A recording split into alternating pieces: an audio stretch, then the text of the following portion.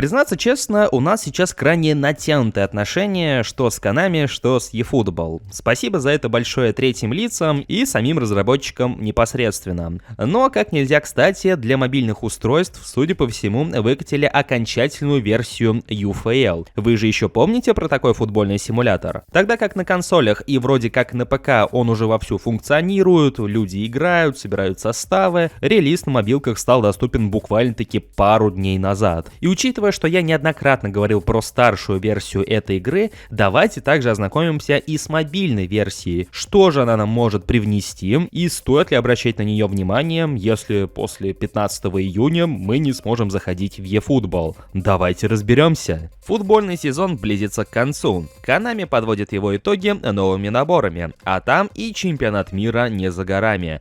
Поэтому, чтобы быть готовым к крутым наборам в eFootball, нужно как следует запастись монетами. И поможет вам с этим Kekiхон, сервис доната в eFootball и другие мобильные игры по самым низким ценам. У ребят самые низкие цены на монеты среди конкурентов, а 1000 положительных отзывов не дадут вам соврать. Ссылка в описании.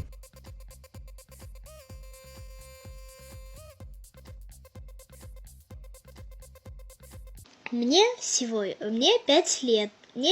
Мне 5.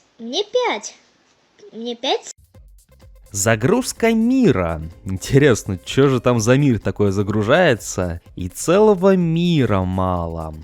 Ага, то есть даже здесь у нас серваки не работают. Даже в UFL нас не впускают. Ну, приехали. И вы не поверите, у меня начало загружаться только после того, как я включил клиент на 3 буквы. И вот только после этого началась нормальная загрузка, и я уже буквально в шаге от того, чтобы зайти в игру. Начинаем сразу с тренировки. Нас встречает вот такой вот милый Рафинья, который готов объяснить нам азы игрового процесса. Дриблинг, удары и отбор, я так понимаю.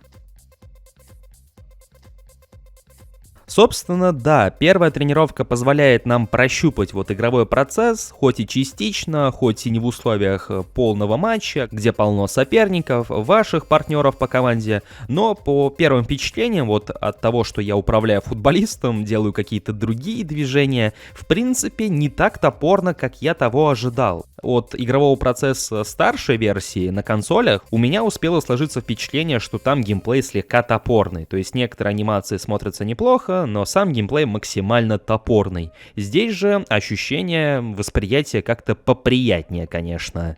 А вот и тот самый тестовый матч, судя по всему, нам представляют 2 состава. А можно я буду играть за команду, которая с Роналду, а не с диктатором?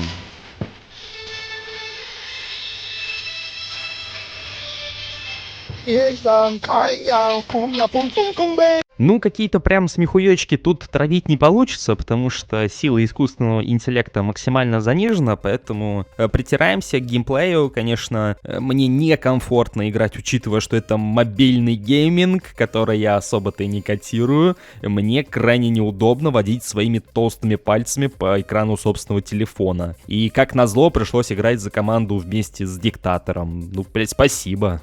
В общем, складывается впечатление, что тренировочный матч слегка затянутый. Как бы, понятное дело, мы и так играем только половину второго тайма вместо всей игры.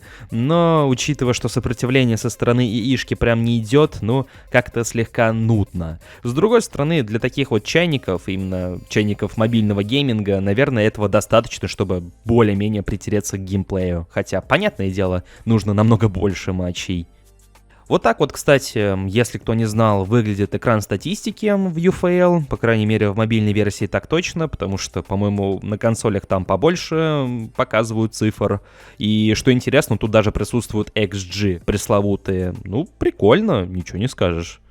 Итак, я думаю, что вы более-менее, но слышали про UFL, поэтому нет нужды углубляться в то, что эта игра из себя представляет, что она нам дает, что она нам не дает, в чем ее плюсы и в чем ее минусы. Давайте взглянем на режимы, потому что лично меня интересует вот именно это. Что же может нам предложить UFL, чего не предлагает, например, тот же самый eFootball. Например, у нас есть вот товарки, где мы буквально приглашаем другого пользователя поиграть с нами. Выглядит как-то, как будто бы слегка слегка более топорно, нежели это реализовано в eFootball, где мы создаем комнату, и любой желающий может просто присоединиться по номеру комнаты.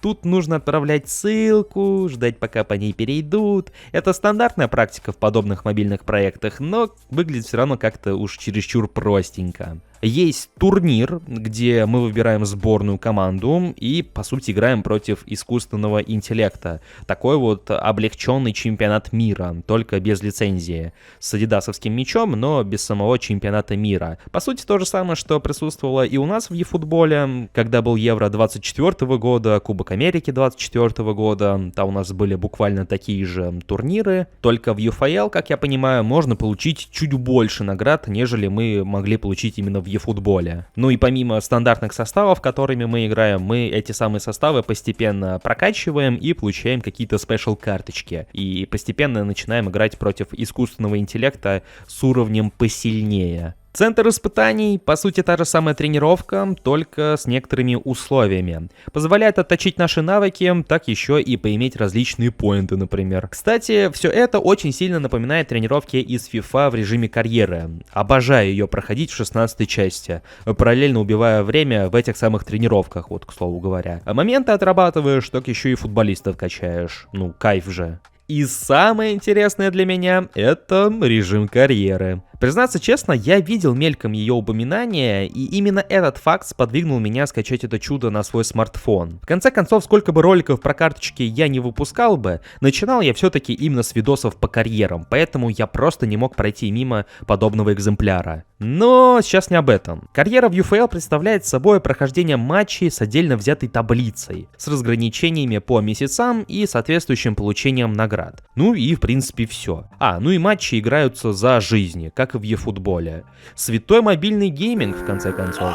Прям на что-то глобальное это не претендует, но позволяет лутать разные награды и плюшки, повышать уровень вашей команды, пока вы не готовы к матчам посерьезнее. И в принципе на этом все. То есть от нашей мастер-лиги или той же самой моей лиги это далеко не ушло. Но только за тем исключением, что в UFL чуть больше плюшек за их прохождение. То есть у нас только поинты тренировочные были в той же мастер-лиге, а здесь, я так понимаю, еще и мелкую валюту раздают.